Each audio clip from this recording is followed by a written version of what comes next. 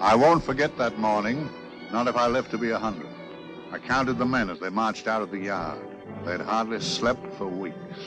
We of the CID had slept even less, but the nightmare that kept us awake was all the same nightmare. That's why we weren't surprised when the commissioner asked us up to the conference room for a bit of a talk. He'd talked to us plenty, we knew that. It didn't help any to know what was ahead of us.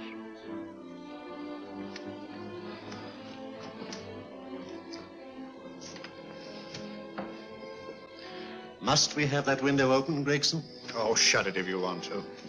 Chief will be in enough of a temper without having a ruddy blast down the back of his neck.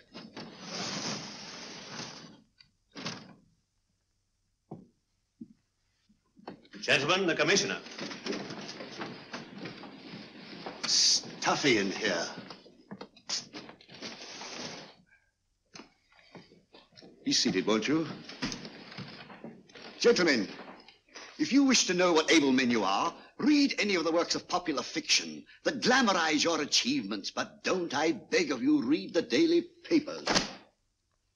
They might give you an inferiority complex. I hate to mention it, but we're confronted with a series of the most atrocious murders since Jack the Ripper. And in the meantime, the CID might as well be playing at shove-halfpenny for all the good we've accomplished. Now look.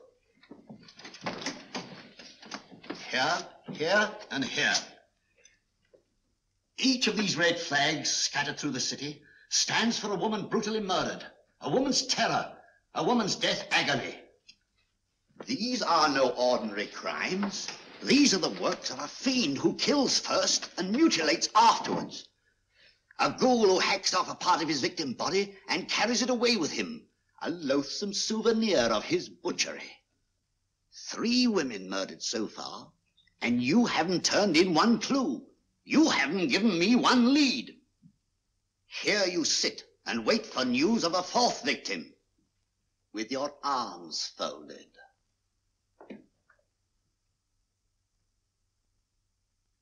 Well, we hadn't long to wait.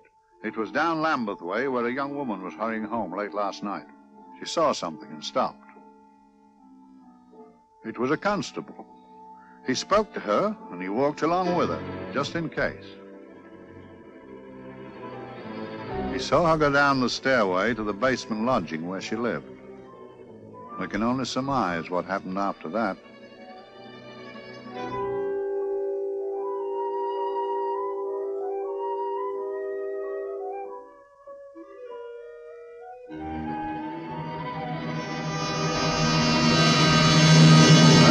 My pride in my pocket and went to see the man who'd so often helped out Inspector Lestrade and myself in the past, Mr. Sherlock Holmes.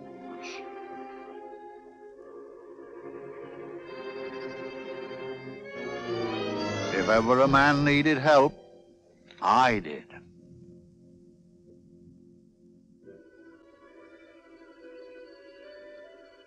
This makes 4, Inspector. 4 defenseless women here in the heart of London. And everyone with the right forefinger hacked off. Not hacked, Inspector Gregson. Cleanly, expertly severed. The work of a skilled surgeon. That's our only clue.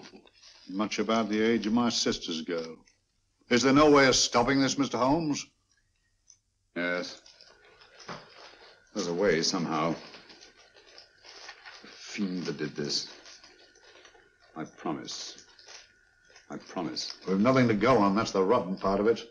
We can't get far without knowing the motive. Well, at least we know what the motives were not. It wasn't robbery, nor passion, thanks be, nor yet vengeance. Because they all came of totally unrelated families. Steady, Inspector, steady. Sorry, Mr. Holmes. I don't turn a hair when it's a bloke that can look after himself. A little slip of a thing like that. Yes, it's horrible. Come on, let's get a drink.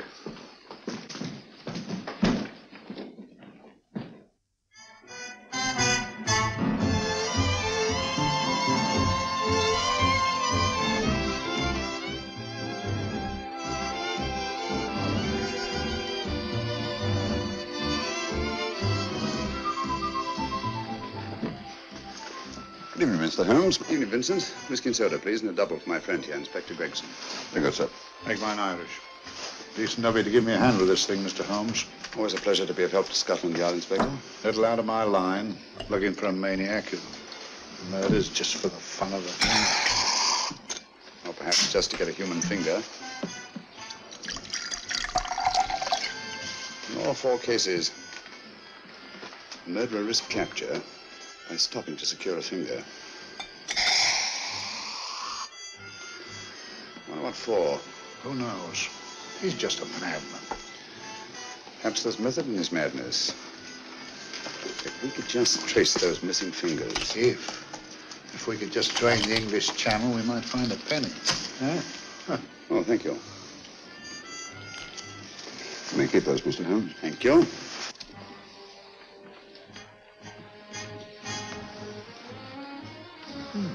Sir George Fenwick, isn't it? Yes. Is that his daughter with him? Don't be so naive, Inspector. You know everyone, don't you, darling? Well, hardly. A week ago, I didn't know you. A week. How fast it's gone.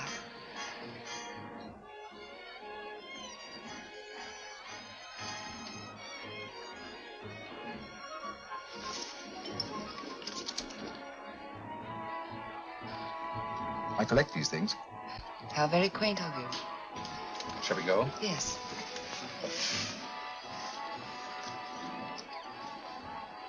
What are you looking at, Mr. Holmes?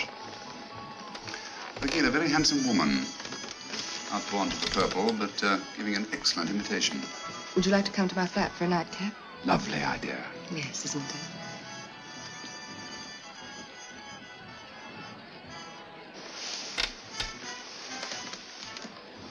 Wonder where she's taking Sir George Fenwick. Don't be so naive, Mr. Holmes.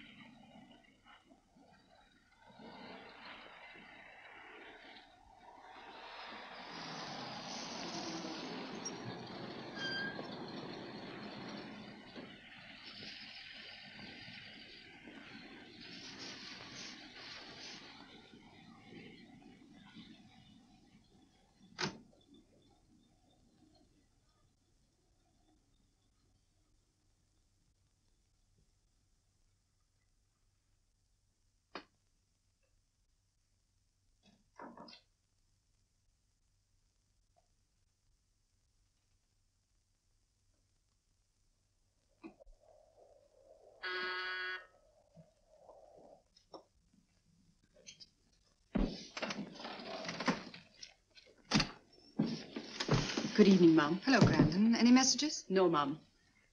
Thank you. Drinks, Grandon. One of your nice surprises. Yes, Mum. I say, you don't mean that... Grandon's a marvel, aren't you, Grandon? Yes, Mum. You wouldn't believe the things she can do. Ah, charming place. Delightful. Really? Do you think so? I'm so glad. Do sit down. Do you mind? Do I mind? What a question. I don't mind anything, really. Except not being with you. Now, you really don't want me to believe that, do you? Not too seriously. Good. We're both quite grown up, aren't we? Quite.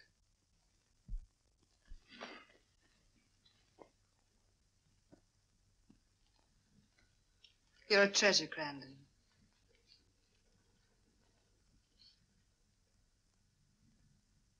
And lower the lights a little as you leave.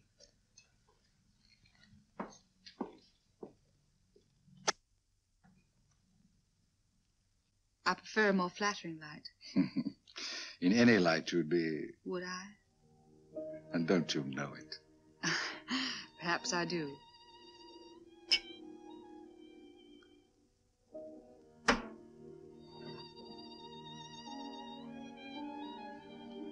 Oh, that priceless woman. You wouldn't believe it, but she's absurdly romantic. She loves dreamy music, and she thinks that we... But we do, don't we? Do we? Well, it's rather soothing, restful. Yes. And we all need rest at times, like tired children who've played too long. You've played with wooden soldiers, I suppose. Funny. Hadn't thought of that for years. Toy boats were my special joy. Anything I could set afloat anywhere. Like this. And this. Toy boats sailing into the Never Never Land. The land of beautiful dreams. Look. Look, odd, isn't it, how the light is reflected? Little specks of light that move and move, like stars on a slowly moving stream. You know, Holmes, I'm very sensitive to atmosphere. No? Yes, I can tell by the feel of this room there's been a murder committed here. It may interest you to know, my dear fellow, it was the other side of that door at the foot of the stairs that the poor girl was murdered. If only I could find it. Find what? The one thing these unfortunate victims have in common that might give us a motive for these murders. There must be something. Another Jack the Ripper, if you ask me, a homicidal maniac. No, Watson. In the case of Jack the Ripper, there was one thing in common. His victims were all from one walk of life, living in the same section of the city. In this case, the murderer chooses his victims from all walks of life and from different sections of the city. No, my dear fellow, this is not the work of a homicidal maniac. It's something infinitely more sinister. Give me the creeps. What on earth are you talking about? Watson, I'm convinced that these murders are only incidental to some larger and more diabolical scheme. That may be, but why the severed fingers? The answer to that question, my dear fellow, is our only hope of solving these mysteries. Dear sister, I am so happy. I had such a lovely holiday at Brighton with you and Alf. And I'm looking forward to being with you again. Poor little thing. Sort of raises a lump in your throat. I can picture her sitting here happily writing this letter, and I'm not bit realizing that she's shortly going to her death. Hello? Gregson. Oh, there you are, Mr. Holmes. I've been looking for you everywhere. What's happened? Murder in Edgware Road, not half an hour ago. Woman? Yes. And the right forefinger cut off clean.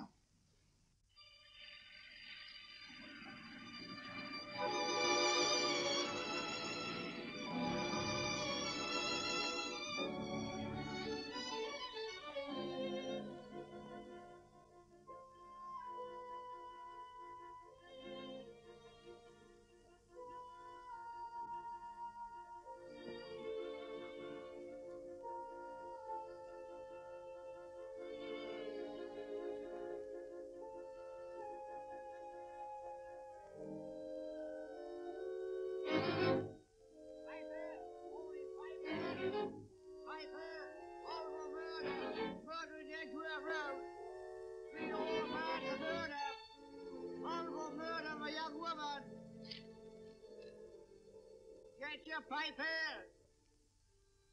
All for murder, paper, all about the murder. Morning paper, all about the murder, paper, all for murder. Another young woman found murdered, paper, sir. All for murder, paper, paper, read all about it. Get your paper, murder in Edgware Road. Horrible finger murder. Shocking murder. Murder in Edgware Road. Horrible murder of a young woman. Read all about the murder.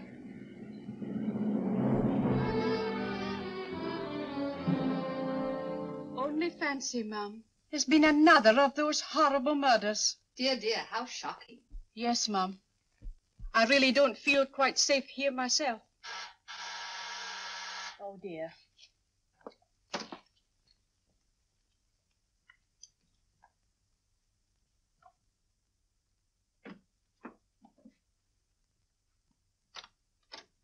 Why, Sir George! I must see Miss Marlowe at once. I don't know if she... I must see her. Where is she? Lydia. Why, Sir George, what is it? What happened? I don't know. You'll have to help me. You've got to help me. But I don't understand. Listen, I woke up a few minutes ago in a cheap boarding house off Edgware Road. I don't know how I came there. I don't know when. The last thing I remember is being here with you. Calm yourself, Sir George. When did I leave here? Well, it was about, It was 10:45, Mum. Precisely. You seemed, forgive me, just a little distressed. Detached, not interested. I thought I'd said something to offend you. I don't remember.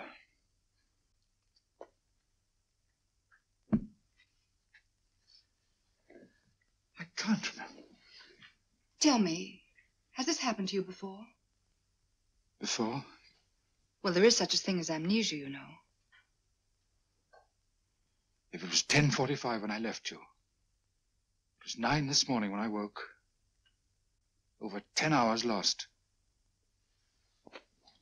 10 hours that I can't account for. And in my pocket when I woke, I found... Here in my pocket. That isn't... Oh, it's not for you, of course. It can't be. Excuse me, Mum, but there's a man asking to see the gentleman. Send him away. Yes, Mum. No, please. I'll see him.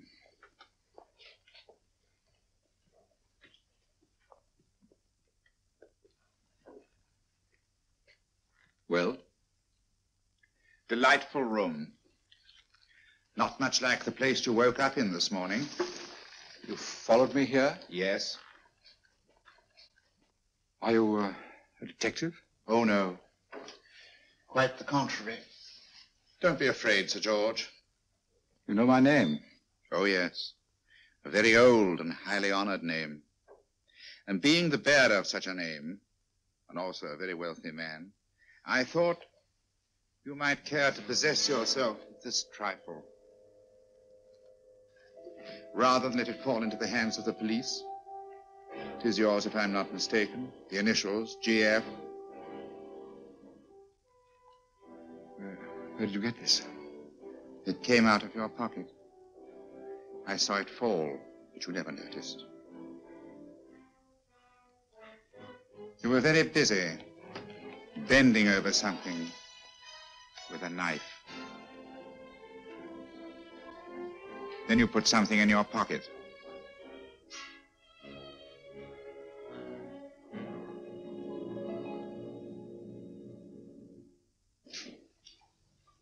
Come along, Holmes, come along, come along.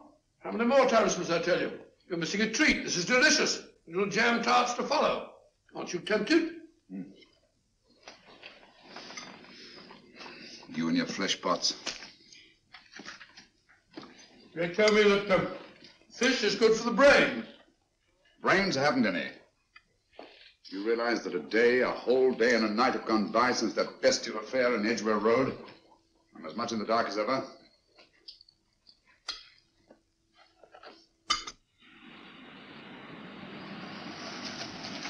Hello, here comes a client, unless I'm very much mistaken.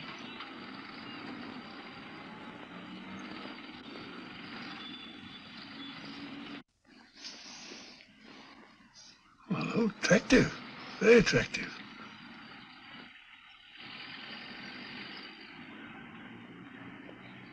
Obviously, she left home under the stress of some very great emotion. How do you know that? She isn't wearing any gloves. A startling omission in a young lady of fashion. Oh, she didn't put her coat on. Open car, too.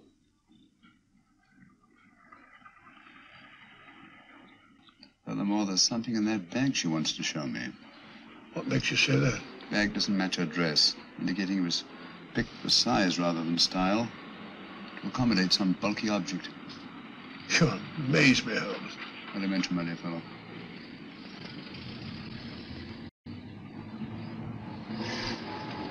Well, that's interesting. What is? A cab, turning at the empty house. I wonder why he followed her here. Oh, wouldn't you? Quite possibly with glasses.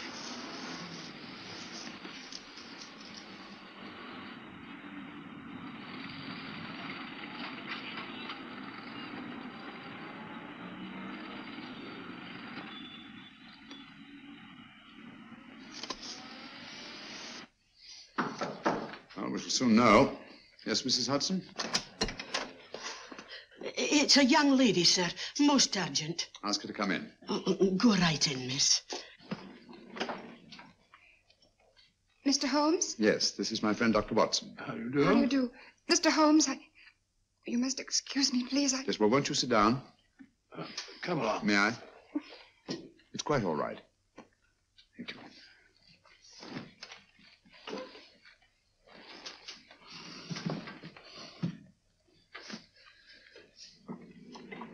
Now try to control yourself, Miss Fenwick. You're with friends. You know my name? No magic, I assure you. I've often seen your picture. You're the daughter of Sir George Fenwick, aren't you? Yes. It's about my father that I... What about your father, Miss Fenwick? Oh, I don't know what to do. He's always been the nicest, dearest person. Only since Mother died. Yes, we do. We know. So I didn't think anything of it when he was away all night before last. But he didn't come home until yesterday at tea time. Didn't come in for dinner at all. Just paced up and down in the library hour after hour. I begged him to let me in, but he wouldn't. Steady, steady. Now take your time. I couldn't sleep a wink last night. Then I started hearing things. Hearing things? What sort of things? I heard someone in the garden underneath my window. Then I saw a figure moving down the garden path, and I recognized my father, stealing through his own garden like a thief.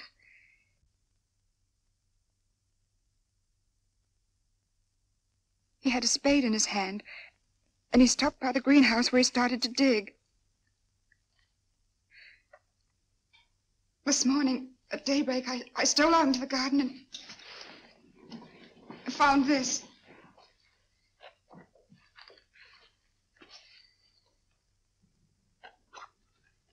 A finger. A human finger. Bring up Scotland Yard, will you, Watson? Ask them to get hold of Inspector Gregson and tell him to meet us at once at George Fenwick's house, Kingston.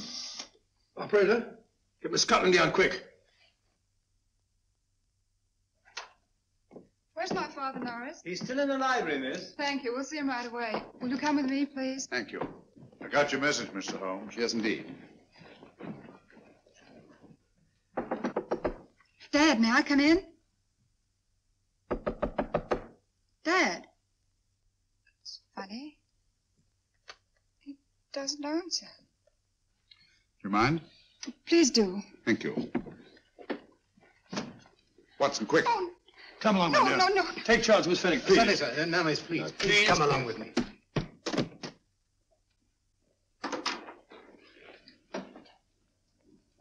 Dead? Yes. What do you make of it, Doctor? Shot in the back between the second and third ribs. The bullet undoubtedly had penetrated the heart. Look at the powder marks on his coat. I was afraid of this. What do you mean? Don't you remember the man in the cab who followed Miss Fenwick to Baker Street? Well, you don't think he had anything to do with it, do you? I think it's reasonable to assume that he tipped off someone that I'd been sent for. Sir George has obviously been murdered to keep him from telling me what he knew. What was the weapon used? Small caliber revolver, point blank range, by the look of the wound. The murderer came in through those French windows. The mud from the garden he brought in his boots. Sir George must have surprised the intruder. Passed the room to him here. What follows we can't tell, but from the location of the wound, I'd say that he turned his back for a moment, and as he turned, the muzzle of the revolver was placed between his ribs and one muffled shot fired. And you mean to say he kept on going, even after he was shot? There's no doubt about it. Look there. The trail of blood leads us back to the desk. Something Sir George was after. Something. I know. He was trying to summon help, poor chap. I don't think so, Watson. There's the bell pull by the fireplace. No, you'll notice from the trail of blood that Sir George made straight for this desk here. I wonder. There was something he was desperately anxious to get. Hello. His right hand's clenched. That's perfectly natural. Death agony. The left hand lies open. Why only one hand clenched in the death agony? The right hand, the hand nearest the desk. Please note that. If Sir George took something off this desk, something so important that he spilled his last drop of blood to get it, I want to know what it is.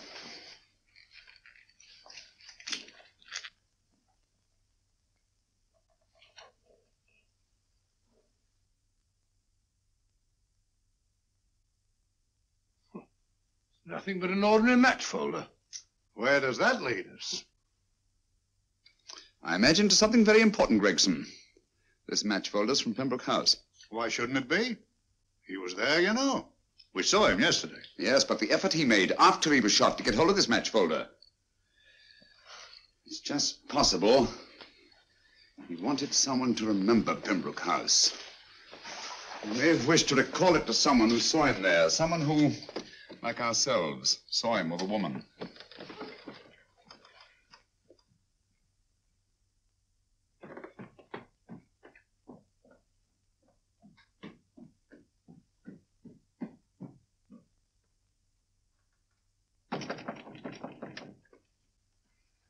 Come in. Oh, Dr. Watson, this came by hand for Mr. Holmes not 10 minutes ago. Thank you, Mrs. Hudson. That would be the report from Mr. George's bank. Report from Sir George. Oh, really? Don't you remember his daughter told us that he'd just closed his account? Had it looked into at once.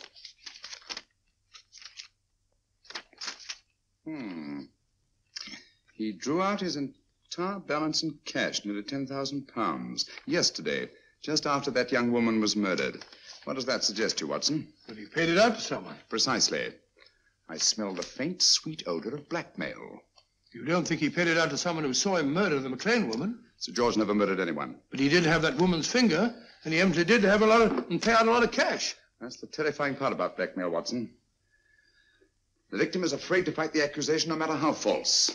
Once the accusation is made, his name is smeared, and sometimes his life is ruined.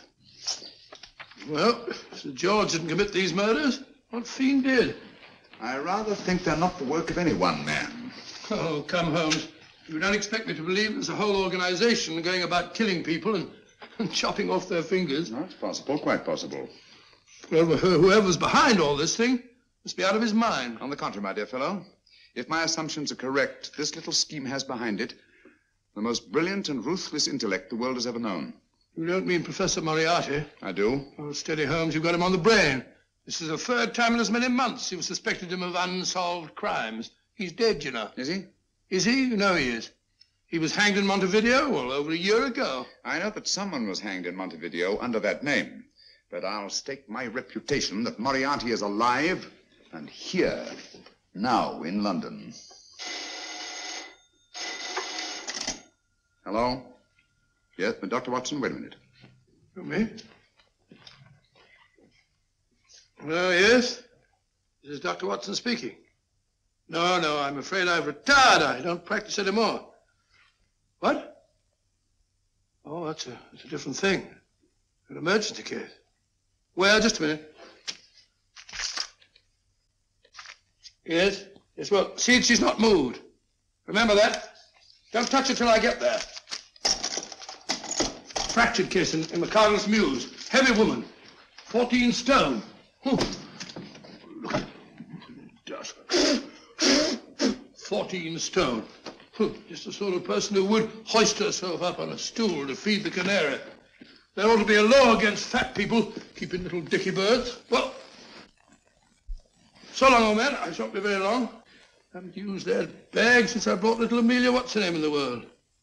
She grew up to be a very unattractive child. Oh, who wouldn't with a name like Amelia? Oh, Amelia. Amelia.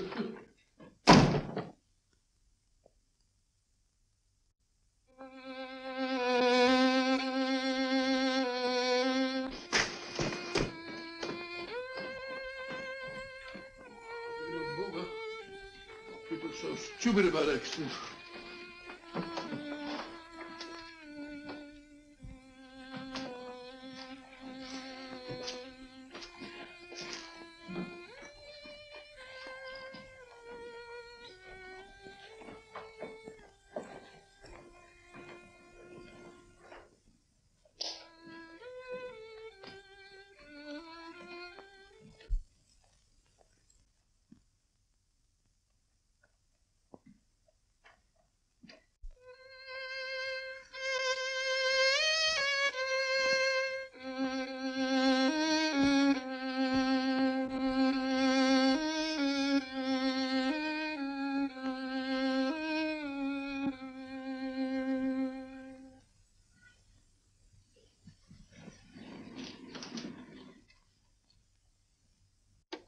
Oh, Professor Moriarty.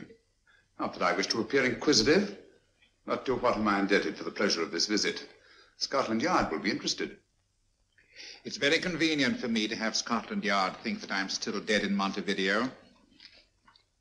I never dreamed of fooling you. Thank you. The thought occurs to me, Mr. Holmes, that there are some advantages in living within the law. You're very comfortably fixed here, aren't you? As I get on in life, the little comforts appeal to me more and more. Oh, I beg your pardon. Won't you sit down? Thank you.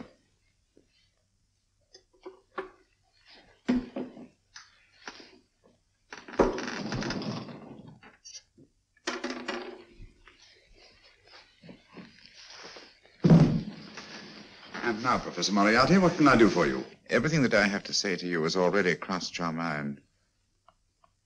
And my answer has no doubt crossed yours. That's final? What do you think?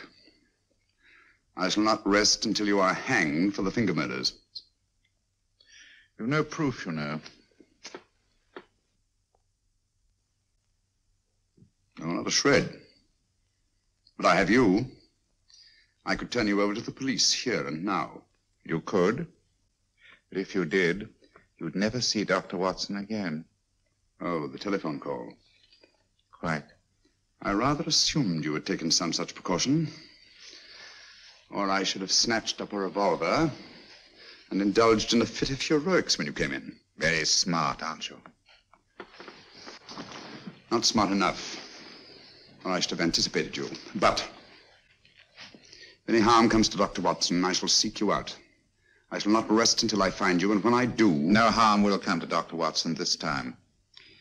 But I can't answer for the future. Mr. Holmes, I should strongly advise you to drop this case. Don't be silly. Think it over. We've had many encounters in the past. You hope to place me on the gallows. I tell you I shall never stand up on the gallows. But if you are instrumental in any way in bringing about my destruction, you will not be alive to enjoy your satisfaction. And we shall walk together through the gates of eternity, hand in hand. What a charming picture that would make. Yes, wouldn't it? You know, I really think it might be worth it.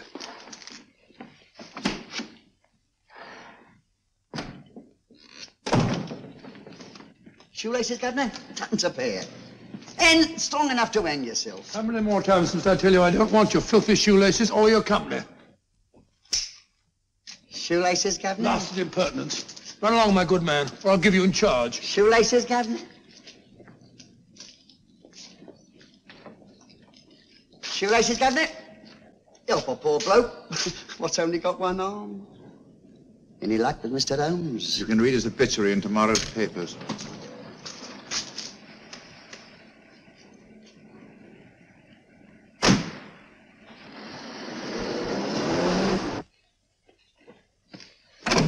Oh, there you are, Watson. Come in. I was, just going out to look for you. Look for me what for? Suppose you don't think I know my way about. Well, you're right, I don't. Blast all practical jokers anyhow. Know where I've been? On a wild goose chase. Exactly. There's no such number in McCardle's Muse. Some fool's idea of a joke. Did you see anyone? No, nobody especially. Only a whining old idiot selling bootlaces. Persistent beggar, wasn't he? Stuck to you like grim death. Huh? How do you know? And finally left you for someone who looked like Vera Pickings. Someone, my dear Watson, was Professor Moriarty himself. What? He's just called on me. Moriarty here and you let him go? But you must be out of your mind. Why? Well, he bluffed me into believing that he was holding a friend of mine as hostage. Friend of yours who? Oh, nobody very important, just a fat, lazy fellow. Medical man, I believe. Medical man? Do I know him? Yes, I think you do. Fellow by the name of Watson. Watson, never heard. Who, me? I'm afraid so, old fellow. Your street hawker's job was to do away with you in a certain contingency. And you let Moriarty go? Because of me? I had no choice. We can't afford to lose you, old fellow. Well, it's very decent of the old chap, I must say, but...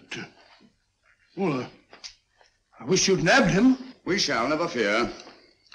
I know the motive for the finger murders. All I have to find out now is the method used with the blackmail victims. Method? Yes. How does Moriarty get them to the scene of the crime? How does he plant those severed fingers on them? And how does he scare them into believing that they may have committed those atrocious murders themselves? Curious.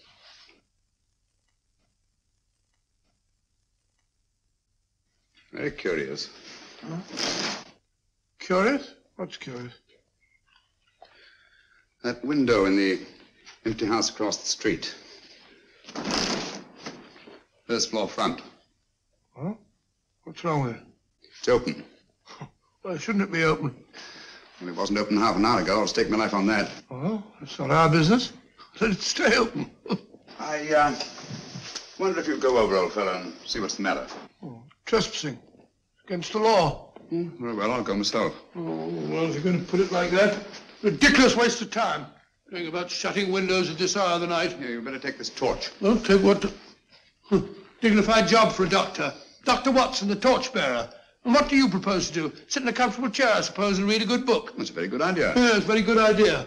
While I play night watchman, you have a nice read. Mm-hmm. Good night. Have a good time. Have a good time. What do you mean, have a good...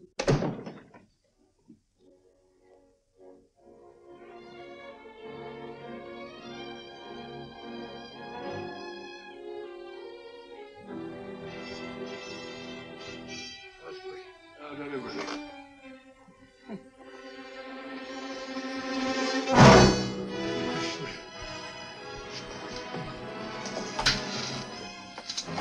What on earth is it for? Oh! Umbrella stand. Pretty little thing to keep about the house. Must have been a pet.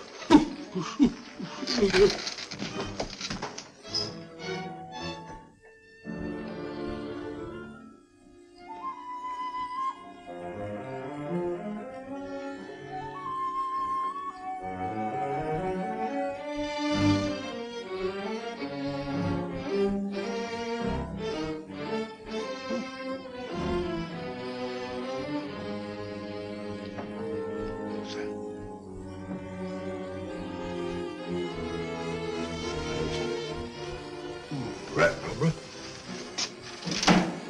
This was... Oh.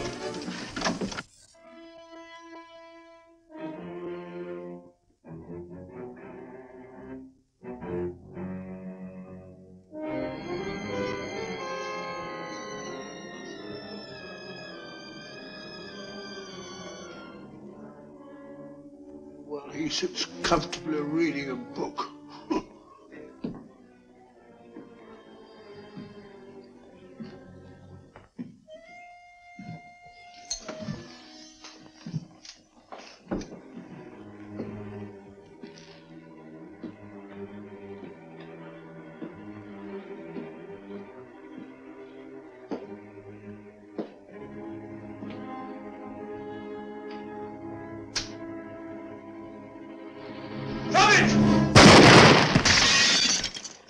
He killed Holmes! He killed Sherlock!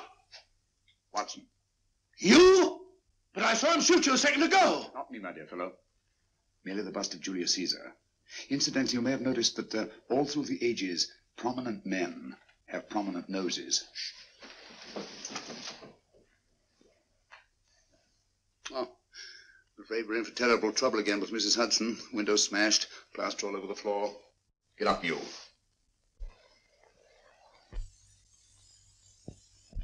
Corporal Williams, Middlesex Regiment. Discharged from the army as physically unfit. Papers seem in order.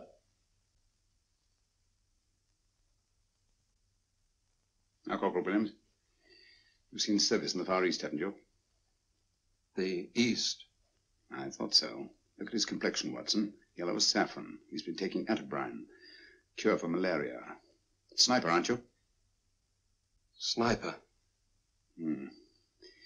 Why did you try to kill me? I had to kill him. I had to. Oh, snap out of it. Stop it, Watson. He's shamming. No, he isn't. Who told you to kill me? She told me. She told you? She told me I couldn't miss. Well, luckily you did miss, you murderer. He isn't a murderer, Watson. Listen, Corporal Williams. She told you you had to do it, didn't she? I had to do it. I've got it, Watson, I've got it. Got what? The method used in the finger murders. Well, what is it? Hypnotism, my dear fellow, hypnotism. And it wasn't against his nature, that's the devilish part of it. They picked a man for their purpose whose job was sniping. Who are they? Professor Moriarty and his finger murderers. Williams spoke of a woman. I think you'll find that she asked him home tonight for a drink. Nice quiet rooms, soft lights, music. You've got it all pat, Mr. Holmes. What's the lady look like? Oh, up 30, nice figure, blonde, lustrous eyes. Oh, really? Got a phone number? Oh, so? Williams will give us her address. Look after him, Gregson. Don't let anyone come near him. He's our key witness in the finger murders. Well, I hope you're guessing right, Mr. Holmes. Get up, Williams. Now, go with Inspector Gregson anywhere he tells you. Come on.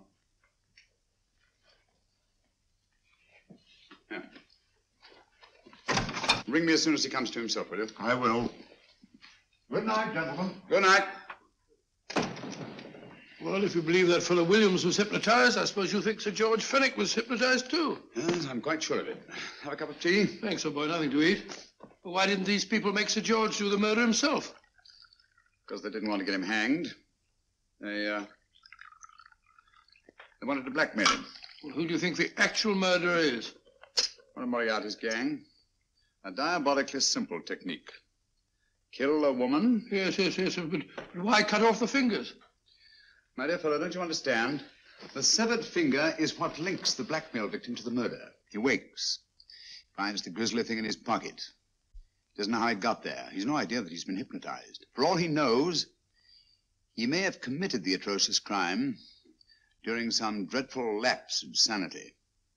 In that state, when he's utterly demoralized, the blackmailers take over. Is that it? Undoubtedly. You see, they swear that they saw him commit the murder. And being human, the victim will pay anything rather than stand trial on a charge that will make his very name loathsome. Oh, it all fits in if you believe in hypnotism. Yeah. The only possible explanation. You think the hypnotist is that woman with the blonde hair, the lustrous eyes, the woman you invented? I didn't invent her. I saw her. What on earth are you talking about? That woman, my dear Watson, was with Sir George when he left Pembroke House. I saw her there. I shall see her again, and Williams will lead me to her. That's why it's so important to keep him safe. He will identify her.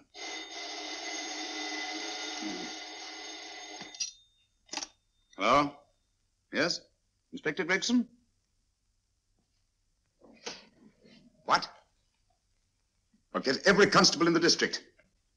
Yes, I'll be over at once. What's happened, Holmes? Williams is missing. Great Scott! Come on.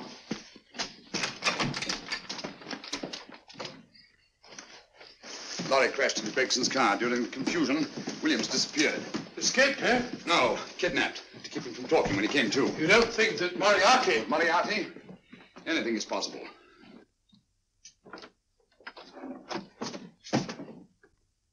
Williams! Dead. You see, anything is possible.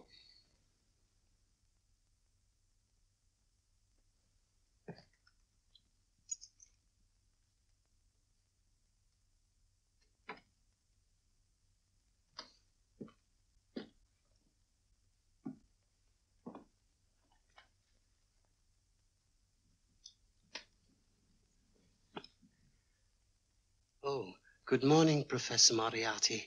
You startled me. I'm dressing another dolly, a dear little nurse.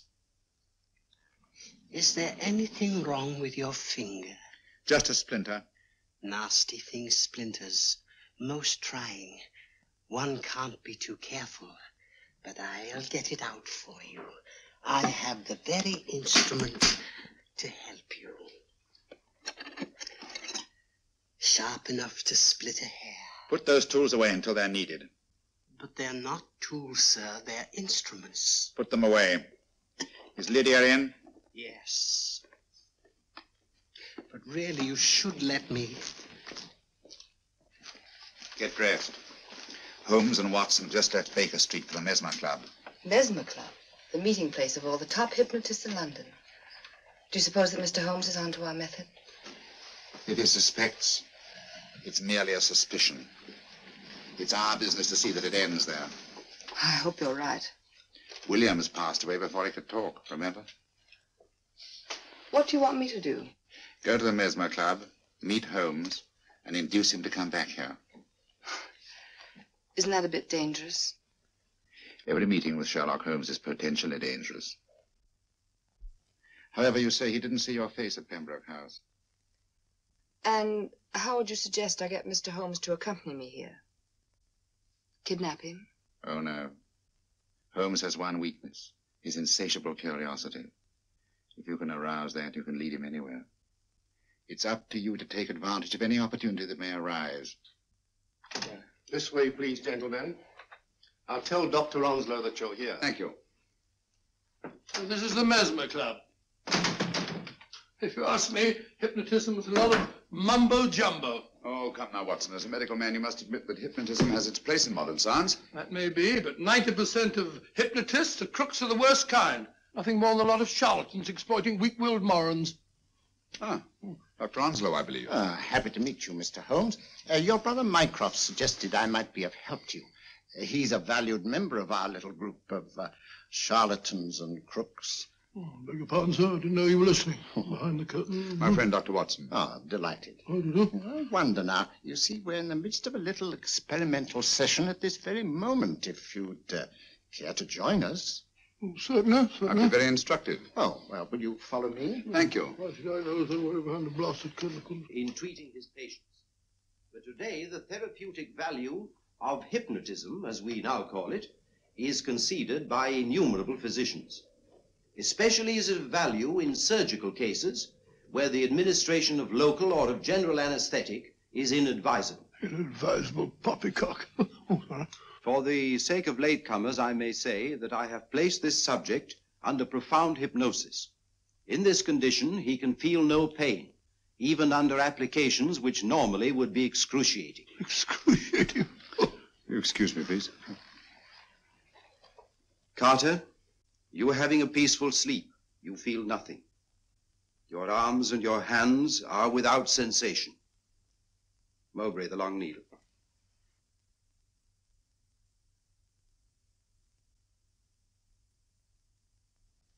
Carter, give me your right hand.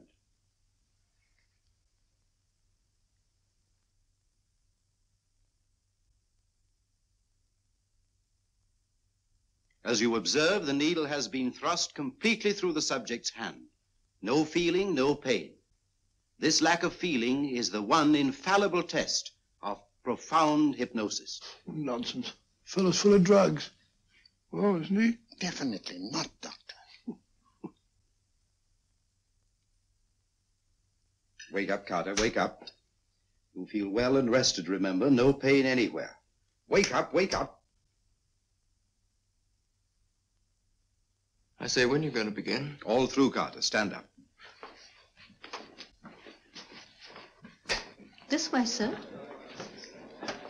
And, are these all the people that come here? Oh, no. Others keep dropping in all the time. I suppose it's all right for those who believe in it, but of course, I'm a professional man myself. Then you don't believe in hypnotism, Dr. Watson? I don't deny that there are certain types of hysterical, feeble-minded people who go under if you point your finger at them. But anyone with an ounce of character... How right you are. You see right through our little artifices, don't you, Doctor? Right through, my dear sir. Right through. Right so. But with the feeble-minded, as you say... excuse us, Mr. Holmes. Certainly. Step over here, won't you? Certainly, sir. Anything to oblige. Let me show you how easily we charlatans take advantage of them. Now, sit down, Doctor.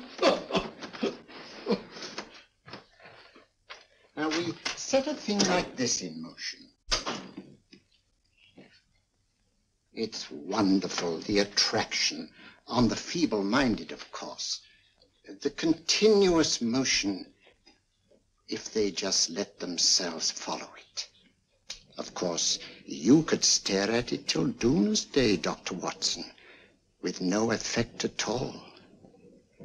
Still, it might make you a little drowsy, like the white ribbon of road at night when you're driving. The rhythm is smooth, unbroken, and the road goes on and on, round and round, always the same, winding and winding. And you're drowsy, you're tired. Let the road come into you, as it were. The long road, the smooth road, the road to sleep. Sleep.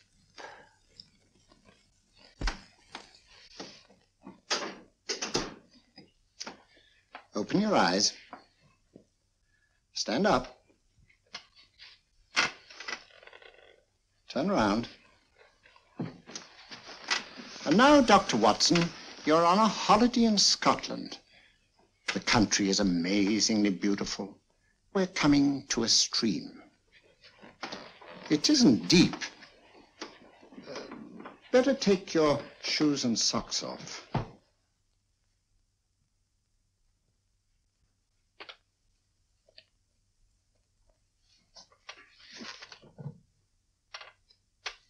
Roll up your trouser.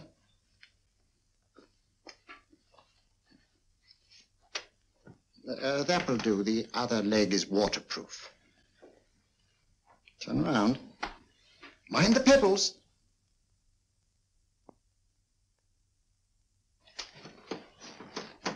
Sit down.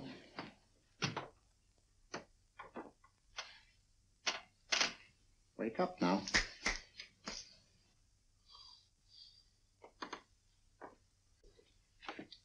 I see. What I tell you, it didn't work with me. Why, nobody with an ounce of character.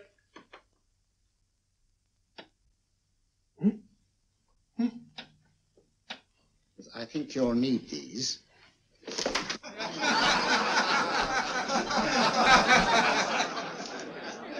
Nothing to laugh at. Watson, she's here. Oh, the woman you're looking for? Yes, I'm going to meet her. Perhaps I can induce her to take me to Moriarty. Do you think it's wise, Holmes? It may not be wise, but it's essential. After all, I've held me on with Moriarty in the past. But isn't it dangerous? She might be a hypnotist. My will isn't stronger than hers. I deserve to be hypnotized. I feel I must protest, Dr. Onslow. I was told this was a gathering of serious students of a great science, and I find myself in a company of buffoons. Oh, my dear madam. Elliots and Esdale, Braid. Were those men martyrs for the truth, that you may laugh over your childish, cruel tricks? I must say I'm in complete agreement with you, madam. This was most unnecessary performance, Dr. Onslow. Beg your pardon, sir. My name is Holmes, Sherlock Holmes. At your service, madam. Thank you, Mr. Holmes. I'm afraid I've created a rather embarrassing situation. But you see, I'm interested in the serious study of hypnotism. So am I, too. Perhaps we have something in common, Mr. Holmes. Perhaps we have. Would you join me for a cocktail at Pembroke House? I should be delighted. Good.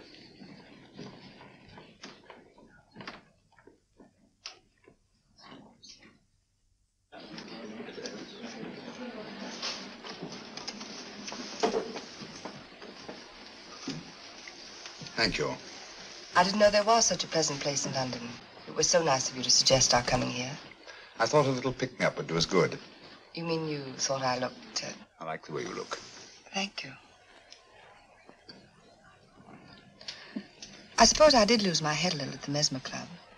But you see, hypnotism is almost a religion with me. I know so well what it can do to help, heal. And I can't bear to see it used for trivial purposes. I know very little about it. That's why I went to the Mesmer Club. You see, I'm rather puzzled just now with the case that I'm working on. How fascinating. Tell me about it. It's the murder of Sir George Fenwick. Fenwick? Who's he? Quite a well-known figure. Odd now I come to think of it. Last time I saw Sir George was here at Pembroke House. Strange. Yes, isn't it? He was sitting, I believe he was sitting at this very table. Cigarette? Thanks. Do go on. There was a charming lady with him. He was lighting a cigarette.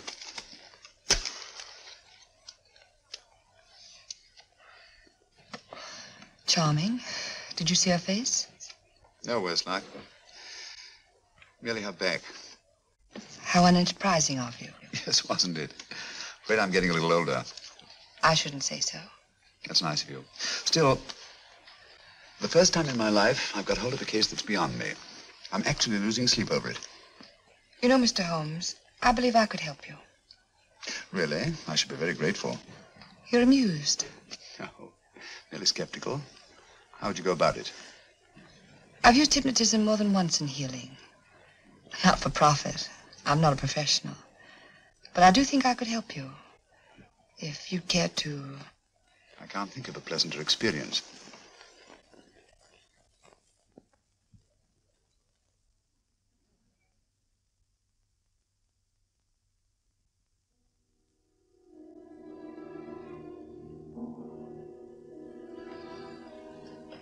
Low lights, music, is that all there is to it?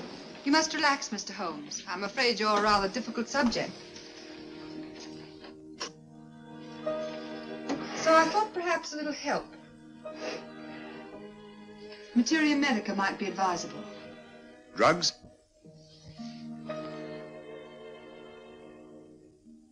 No, I'd rather not, if you don't mind. As a matter of fact, I'd rather not myself. But Schrenk-Notzing, he practiced in Munich, you know. Believed it the best means for difficult subjects.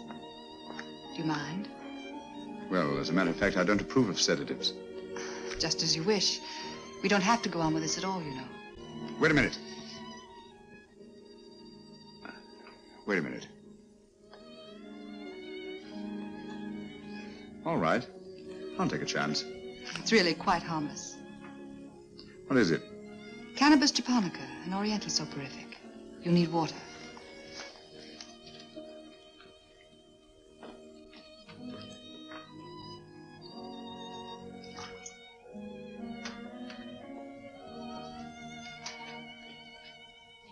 Thank you.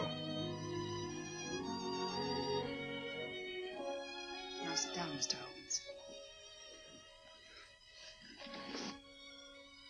Holmes. You'll feel yourself growing drowsy.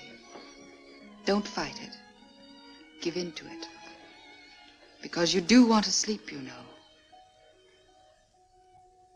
Just fix your eyes on this one white flower floating on the water. Empty your mind of every other thought. Follow the motion of the water. So smooth, not a ripple. Waters of forgetfulness. Steady, deep, strong. Strange, isn't it? How the light is reflected. Little specks of light that move and move.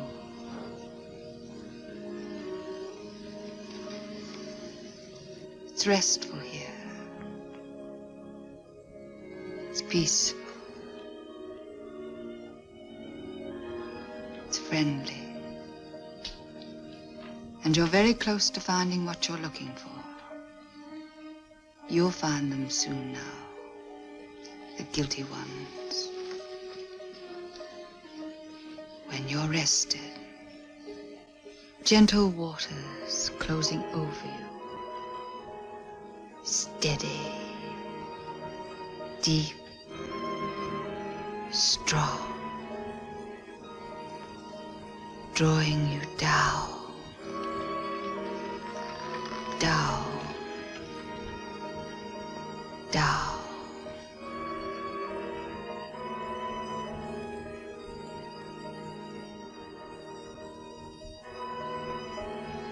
Sleep.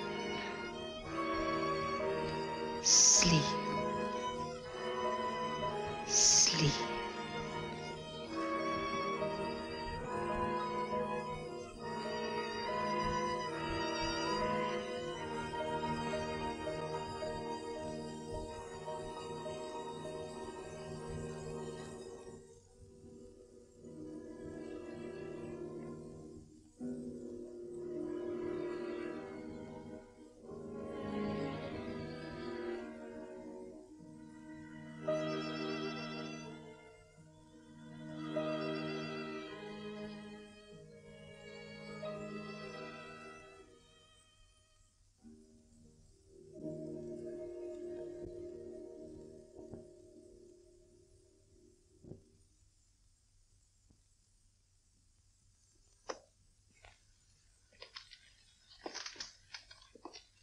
Here he is, Professor Moriarty.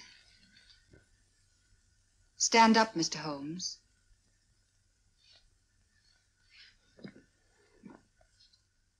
Open your eyes. Face this way. Are you satisfied? We are dealing with a clever man. He may be shamming. There's just one infallible test for profound hypnosis. You ready, Dr. Simnel?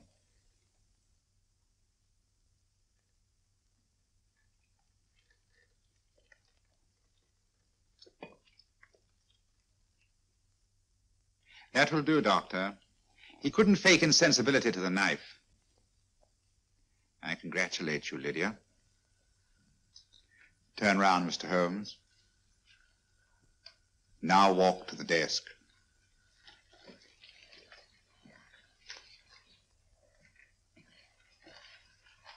Sit down. Take that pen and write what I tell you to write. I have at last found a case which I cannot solve.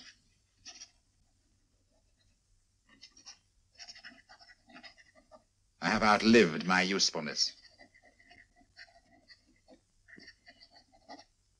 Therefore, I have decided to end my life.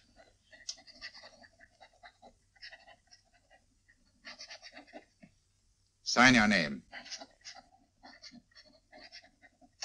Now blot it.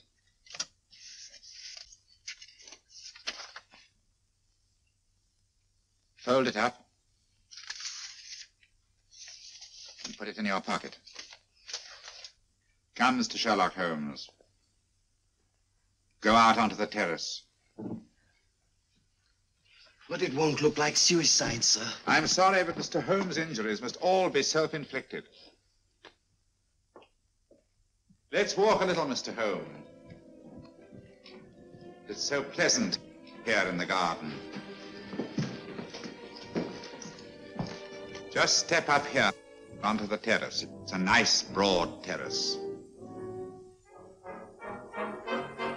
Now turn to the left and walk slowly to the end of the terrace.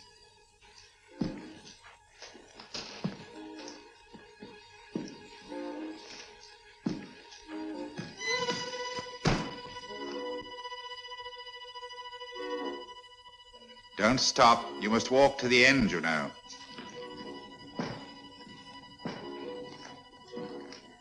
The end leads to an open doorway. You can pass through it in perfect safety. In the room beyond the doorway, you'll find what you've been looking for. Must you drag this on? This is the moment I've been anticipating for a long time, my dear. Go on, Mr. Holmes.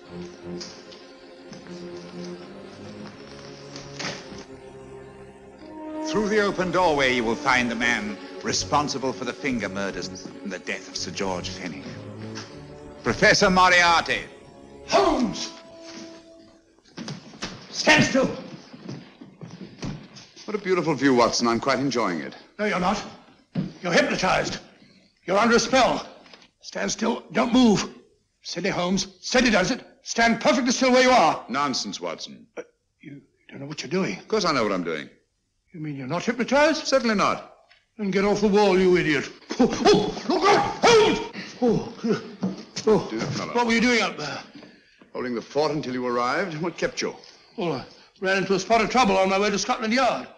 I was arrested for exceeding the speed limit. Your luck seems to hold, Mr. Holmes.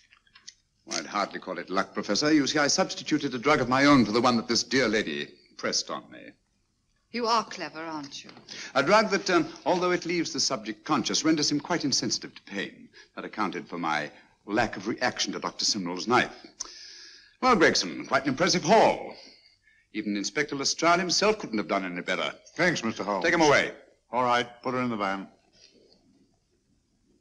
I was right, Mr. Holmes. You are a difficult subject. Thank you. And now, Professor, our score is settled. Au revoir until I see you on the gallows. The rope has not been made that'll go around my neck. Come on.